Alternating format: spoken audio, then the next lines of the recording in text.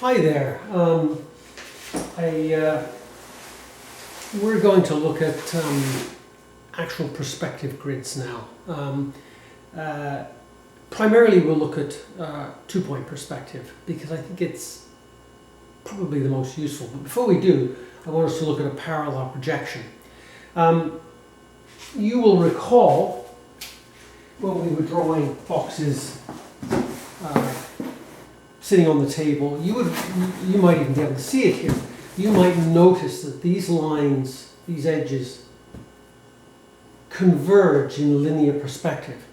And they converge back to the horizon, which for you is somewhere around here. Perhaps I better lower this a bit. But you should be able to see that these are converging back to the horizon. And likewise, these lines here are converging, or these lines here, this one and this one, they would actually get closer and closer together and hit the horizon. The further back you go and look at something, and if you're able to zoom into it, those lines converge less and less. And I tried to explain that in the one of the little explanation movies. If you could go back to an infinite viewing point, those lines would not converge back to the horizon. There would be no horizon. And that is the peculiar circumstance of a parallel projection. And that's what I'm going to demonstrate first. We're going to keep this as a basic drawing course, but this is really basic. We'll try and do some slightly less basic things with perspective grids. But this is the first tape, the first run through of it, and I'm simply going to illustrate drawing boxes. And first of all, I'll illustrate drawing a box in a parallel projection. I hope you can see this. I've put a perspective grid on here, but this is not a linear perspective grid. It is in fact an isometric parallel projection grid. The reason it's isometric is that I've got these lines here. If you can see this, I've got them 30 degrees from the horizontal. So if I'm going to draw a box in here, now, excuse me, let's say I'm going to make the box, there's the bottom of the box. I've poured a concrete slab on a house, perhaps. I can make the box any size I want, but there is a concrete pad on a house. Now, all the verticals, for our purposes, are parallel to vertical, plumb, and parallel to the edge of the picture plane. So if I want to draw a box here, and I'm going to make it this high, from there to there, sort of basic unit, there is that. And I'll draw another plumb line here to the side and another line there. And then these will go back.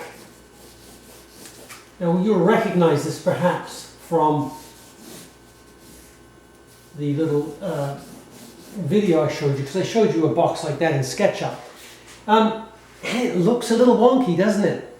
It's very peculiar. I mean, these lines are remaining parallel. They are not converging as they do in linear perspective. Now, you know and I know that when you look at a box, these lines are in fact parallel. Of course, if I look at it like this, then they're not. They're converging off to the distance. But if they were parallel, as we saw them, and there was no linear perspective, we would see things like this. And you'll probably recognize that it doesn't look right. I mean, you want to see this converge at the top, and you want to see these converge. Now I've wrecked it. And it's because that's the way we see things with our eyes. You know, we have foreshortening that makes things get smaller further away. The interesting thing about a parallel projection, as I mentioned in the movies, is that this and this are exact. If the box is this high, if this is 10 feet, I can see from, scale up to 10 feet, I can see that this is 10 feet as well. and proportionally, if this distance from here to here is that much, it'll be the same here. That's the value. I mean, that's the value of isometric or parallel perspectives, particularly isometric with this 30 degree, is that well, not only that, but this is the same. Yeah, this 30 degree. I'm not an expert at technical drawing. I mean, my expertise is in drawing, particularly observational drawing. But you can see that all these are basically the same. So we have an equivalency of value to proportions. So you can easily measure one part against another. And the value of isometric perspective is that if you had a house or a drawing of a house, you could it stores a lot of information, in terms of scale and proportion. Whoops, I haven't finished this one up. I'll flip that over. So here's a 2-point perspective here. And what I've got here, hopefully you can see these. I have these little X's and I put them right at the corner.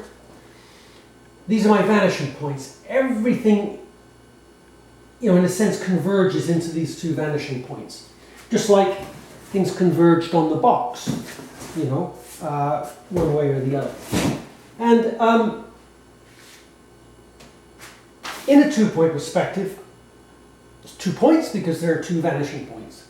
If I want to draw that same box that I just drew in parallel projection, now these squares are just for, the grid itself is just for, they're not accurately receding. They're just guidelines. So I could, draw my box anywhere. There's the concrete pad I'm putting down for the bottom. And I'm going to try and make it look kind of, so I'm not actually putting it on the line here. I could actually just draw it anywhere as long as things are converging back to the horizon, to these vanishing points. On this side this way, on this side this way. Now again, all my verticals in 2-point perspective are plumb. And that mimics observational drawing. And when you measure angles or proportions, it mimics, in a sense, not what you're seeing, but how you perceive what you're seeing when you measure angles or proportions. Remember how when I was measuring how plumb things were, if I'm looking directly at something, it appears plumb, a corner or the corner of the room or a door jamb, it looks plumb. Even though if I took a photograph of it with a camera, it wouldn't. And that's because my eyes are moving, my head is moving, and I'm looking directly at it. I can't look in the corner of my vision. It's all too blurry. But if you have a photograph taken of a room with all the corners and boxes, you'll see the vertical lines angled slightly, depending on the type of lens. And they too will be converging to a vanishing point down in the ground, or if you're looking up into the sky, it will be a 3-point perspective, or possibly even a 4-point, I guess. But when we're measuring angles or proportions and looking directly at things, generally we see things very similar to this 2-point perspective. So to quickly draw the box, let's put some plumb lines that are parallel to the edge of the picture frame. Now I can make the box quite low. Let's just make it low here. This has to converge back to the horizon. Now people who've never drawn before actually struggle with this exercise a bit. Now I'm going to come around this way.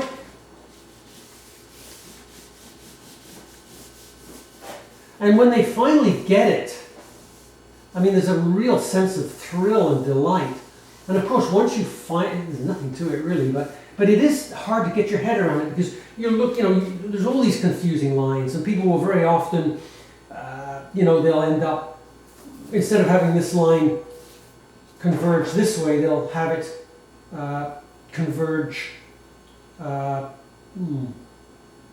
this way, you know. They'll get it wrong, so it'll be crooked.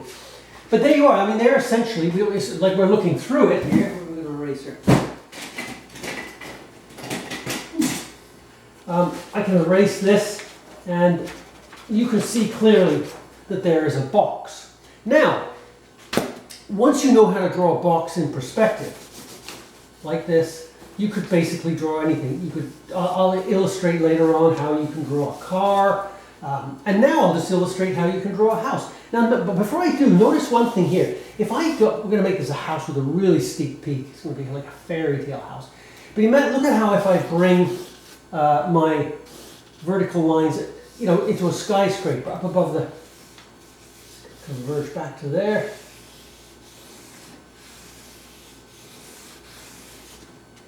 So here's an apartment building now, or a 3-story house. And you can see once it goes above the horizon,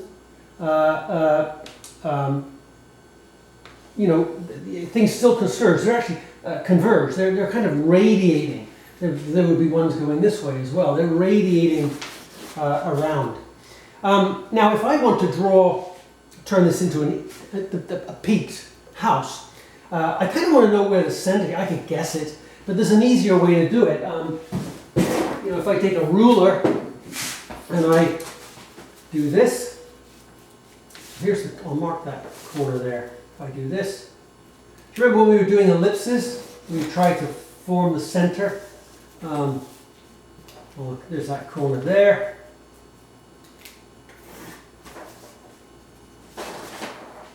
So now I know this, keep that vertical. There's this is actually the center of the box in terms of linear perspective. You know, it's the distance between here and here is longer than here to here because things are getting smaller as they go into the distance. So I can now know that that is the center of the box at the top. And if I draw a line, now you can do this at home. Before you do this, try drawing lots of different boxes on your. This is the top of this is going to converge back to the horizon. Try drawing you could draw a city all in perspective, looking down on it. I'm going to do a bunch of these so that you can see the sorts of fun you can have. Now, there's the back of this here, and I can draw the same square there. Put that vertical up to there.